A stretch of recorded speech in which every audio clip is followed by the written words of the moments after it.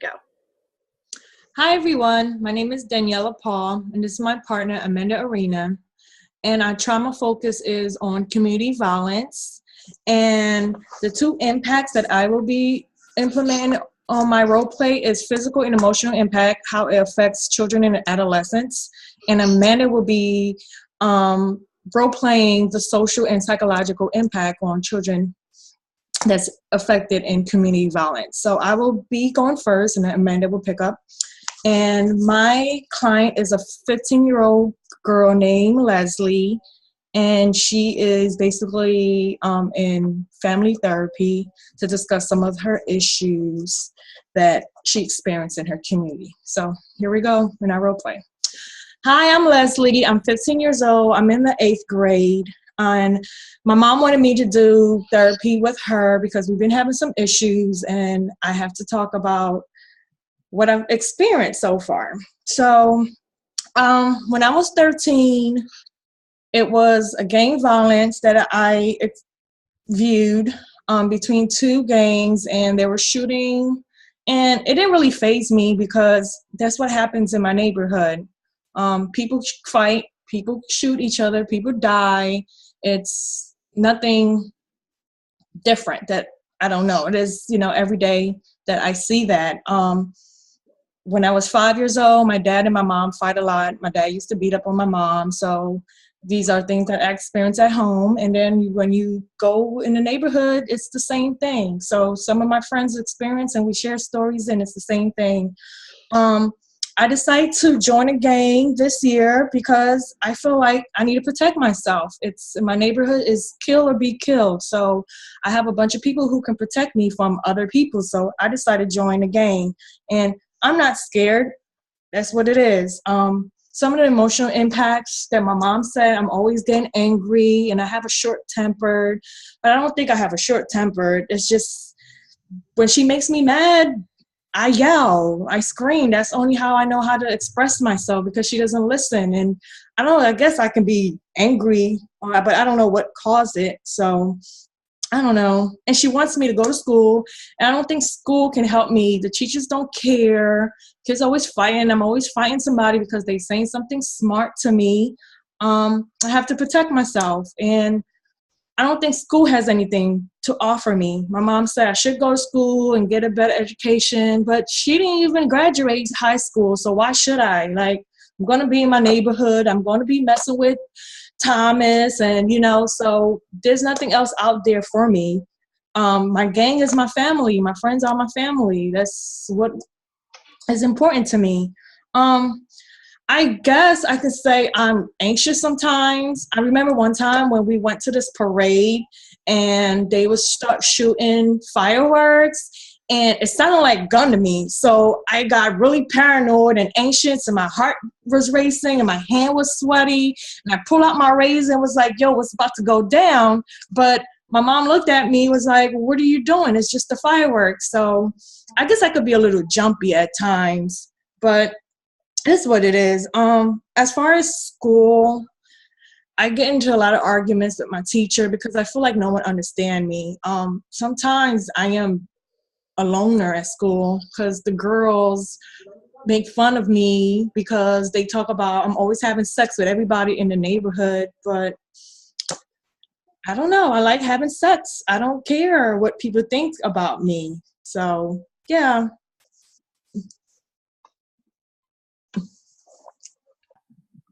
Yeah.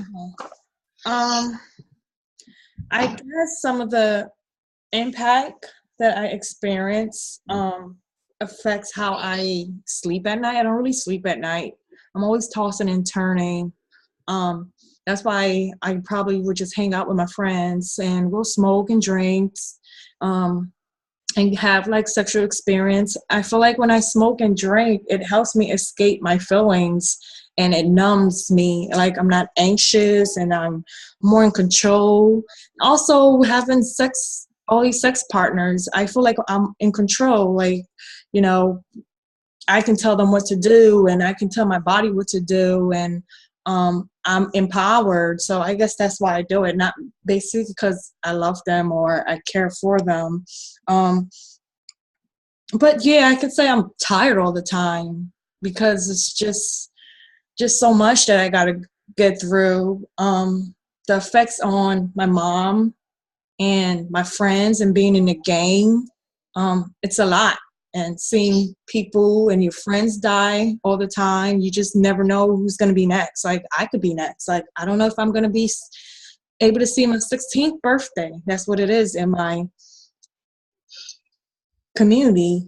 So, yeah, I guess I need to find ways to help me cope with these things, to help me not be numb or depressed sometimes when I'm by myself. But I don't share with people. You can't share it. You don't want to show that you're weak, and it makes you weak-minded and people can take control over you. So yeah, and I would love if I had to choose to be a nurse, but that's just fantasies. Where I'm from, it's just fantasies. I don't really know anybody who graduated high school. So um yeah.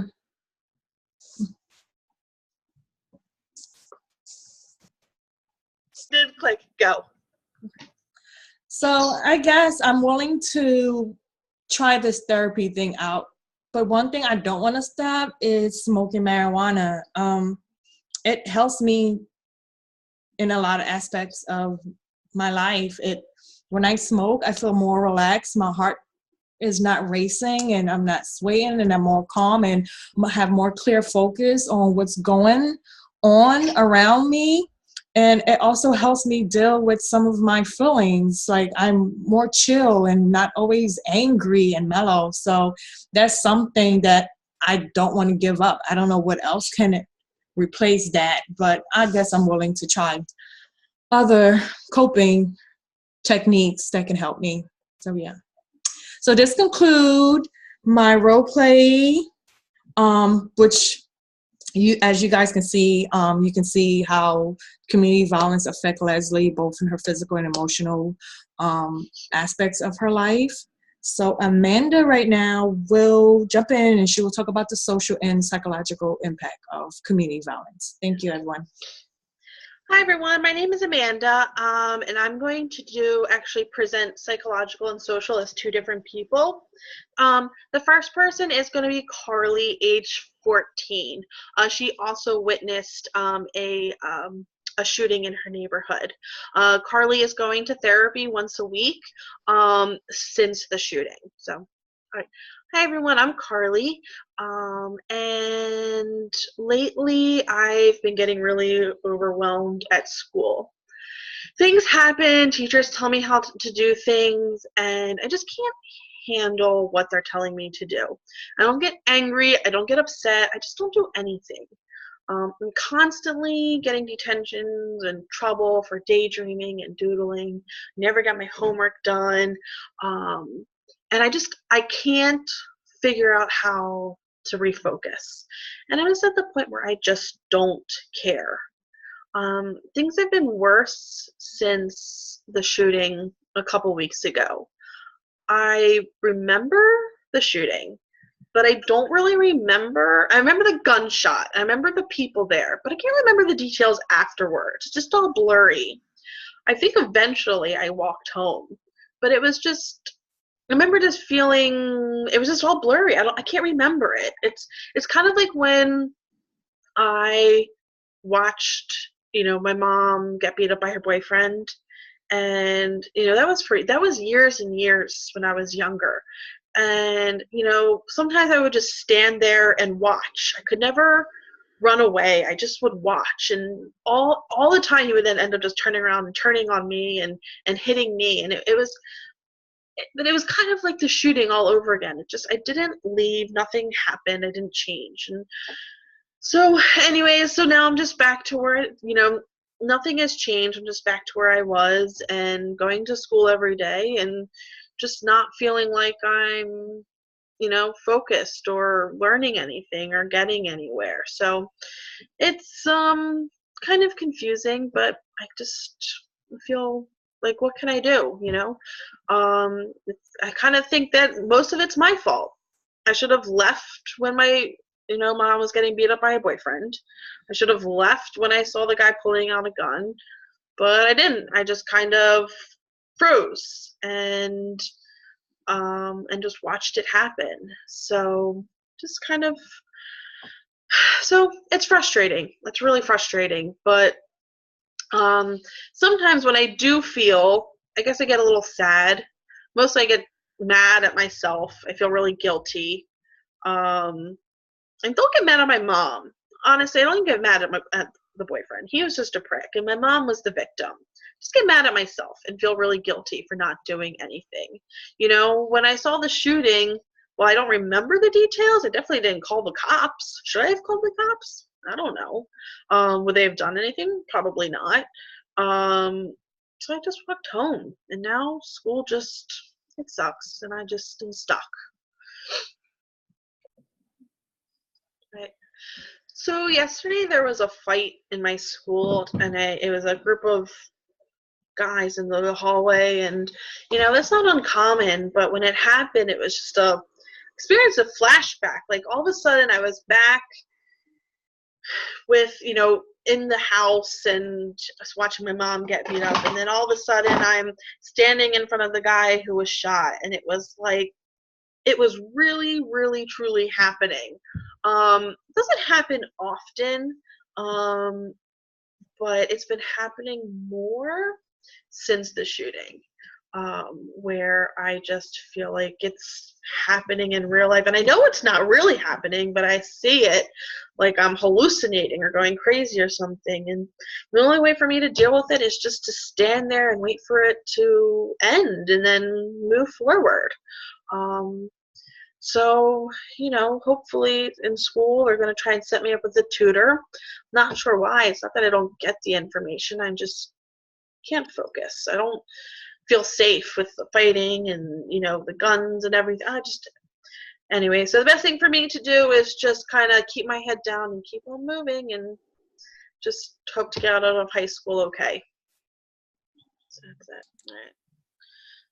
So for my last person, I'm going to role play as if I am a 16-year-old male named John. He also has been exposed to gun violence several times as a child. Okay, so hey everyone, my name is John.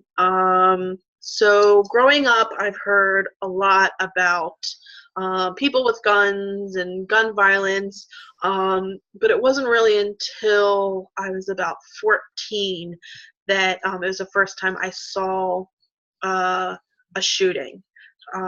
Before that, well, let's just say I always get in trouble at school for being, you know, aggressive or you know, punching people because they're pissing me off. But you know what? Like, I don't want them to think that I'm scared of them, and so I make sure that I attack first, so they know not to attack me. So when I was about 14 and I saw my first gun shooting, that's when I started to actually carry a gun to school and throughout the neighborhood. And of course, as I started to realize that I could get away with carrying a gun in school and having one in my home and, you know, carrying it through my neighborhood without getting caught, how many other people are carrying guns into school and through my neighborhood? So if I'm carrying and they're I'm not safe. So I need to be able to protect myself. And that's when I started carrying a gun. It was frustrating because, I mean, it's frustrating because it's like, do the teachers not see it? Do my parents, like, do they just not get it? Maybe they just don't care. I don't know. So I can't count on them. I have to rely on myself. About 3 weeks ago, there was an incident. Two guys were shooting at each other at the end of my block, and one of them died. It happens, but since then, I decided to take matters in my own hand, you know, because where were the police when this happened? Someone had to have called 911, you know, and it's just, the police can't help, and my parents can't help. So what I ended up doing was joining a local gang. Might sound, you know, yeah, I know they're up to some bad stuff, but they're good guys. They give me a safe place to go. They all also carry guns and are willing to protect me and protect themselves. And so, yeah, sometimes we do some dumb stuff, or definitely drinking and smoking and doing drugs, and there's girls and, some dumb stuff. But at the end of the day, I'm safe because no one's going to mess with them. Who's going to mess with them? So if they're not going to mess with them, they're not going to mess with me. And now at school, no one messes with me. No one talks to me. No one bullies me. I'm safe and I'm protected and I don't have to worry about it. So, mom's mad because she wants me to get a job. Well, what is a job going to do? What is a job with a high school degree? So I can make $7 an hour and continue to do the same thing they're doing. Both mom and dad work 2-3 jobs a week sometimes, making $7 an hour. No, thank you. The teachers don't think that I'm ever going to turn into anything, and the police already look at me like I'm a criminal. So it's just easier to just go down this route. And not worry about the one being the victim. So that's my choice, and I've decided that it's the best one for me. All right, so that is the end of our session, our role play. Leslie, who you saw the physical and emotional impact due to community violence. Carly was meant to be to kind of showcase what psychological symptoms could occur after exposure to community violence. And then John was the social aspect. So thanks so much for watching. Take care.